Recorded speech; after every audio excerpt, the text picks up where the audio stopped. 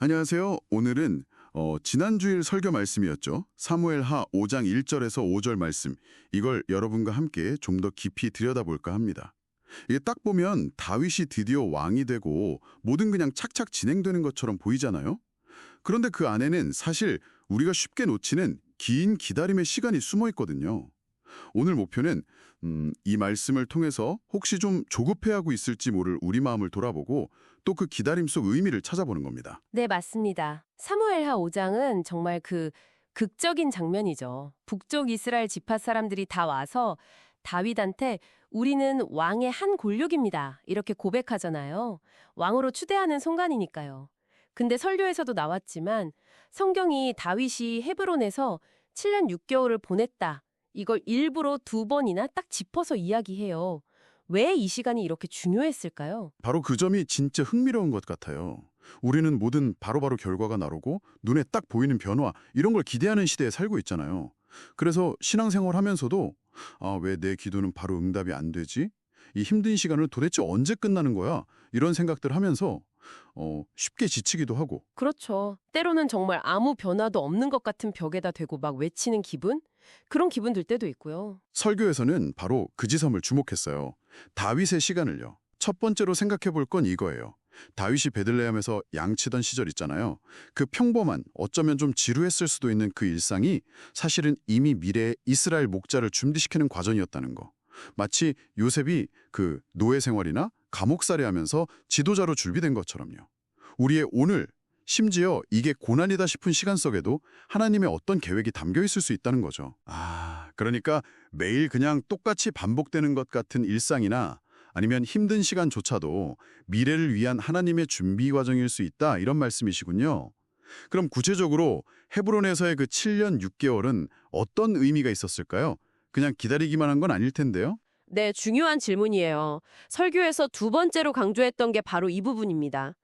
이 시간 동안 다윗이 진짜 왕으로 만들어져 갔다는 거예요. 그냥 칼의 힘, 이게 아니라 사람들의 마음을 얻고 신뢰를 쌓는 법을 배운 거죠.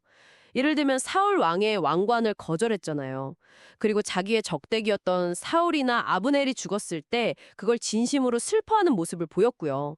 그런 걸 통해서 북이스라엘 사람들 마음을 조금씩 얻어간 거죠. 힘으로 그냥 밀어붙인 게 아니라 진심으로 다가갔기 때문에 결국엔 피 흘리지 않고 온 이스라엘의 왕이 될 수 있었던 겁니다. 하나님이 원하시는 리더십을 그 시간 동안 배운 거예요. 인내하고 또 진심으로 다가가면서 리더십을 배웠다. 그렇군요. 근데 설교 들으면서 또 하나 인상 깊었던 건 이 기다림이 다윗만을 위한 게 아니었다는 점이었어요. 북이스라엘 백성들한테도 이 시간이 꼭 필요했다는 거죠. 네, 맞습니다. 그게 세 번째 핵심이었어요.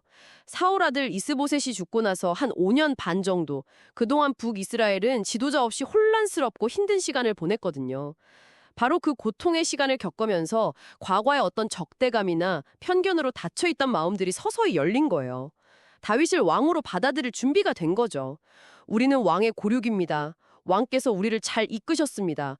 여호와께서 왕에게 말씀하시기를, 이런 고백들이 그냥 나온 게 아니라는 겁니다.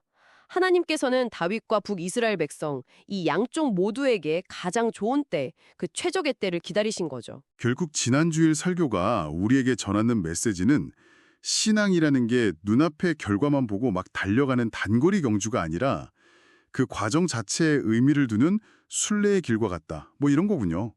유진 피터슨이 말했던 하나님을 향한 길고 순종적인 여정이라는 말처럼요. 네, 핵심은 바로 하나님의 시간을 신뢰하는 법을 배우는 데 있는 것 같아요. 사무엘하 5장의 사건만 보면 모든 게 빠르게 착착 진행되는 것 같지만 그 뒤에는 정말 긴 시간이 있었죠. 목동 시절부터 시작해서 기름 부음 3번 받는 거, 15년 넘게 도망자로 살았던 시간, 그리고 결정적으로 헤브론에서의 그 7년 6개월. 이런 눈에 잘 안 보이는 하나님의 묵묵한 일하심과 기다림이 있었던 겁니다. 혹시 지금 여러분의 삶이 마치 헤브론에 딱 머물러 있는 것처럼 느껴지시나요? 좀 더디고 답답하고 만약 그렇다면 오늘 우리가 나눈 말씀처럼 그 시간 속에서 하나님께서 여러분을 다듬고 계시고 또 더 깊은 신뢰를 배우도록 이끌고 계시다는 것을 기억하시면 좋겠습니다. 마지막으로 이런 질문을 한번 던져보고 싶어요. 만약 기다림이라는 것을 그냥 시간을 흘려보내는 거, 그런 수동적인 상태가 아니라 하나님 안에서 내가 더 깊이 준비되고 그분을 신뢰하는 법을 배우는 능동적인 순종의 과정이다. 이렇게 받아들인다면 어떨까요? 지금 여러분이 겪고 있는 어려움이나 뭔가 지연되는 상황들을 어떻게 좀 다른 시각으로 볼 수 있을까요? 하나님의 때를 기다리는 그 시간을 기도로 또 말씀에 대한 신뢰로 잘 채워 나가시기를 바랍니다.